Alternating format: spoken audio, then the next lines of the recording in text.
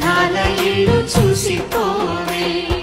నీలి నీలాల మేఘమాల రావే పొంగిపోయే రాగాల జల్లు చూసిపోవే మనకిది ఒక ఇల్లే కాదురా సరిగమ పద పాఠశాలరా అణువణువును మిలిపి చూడరా అనుభూతి ధ్వనిస్తుందిరా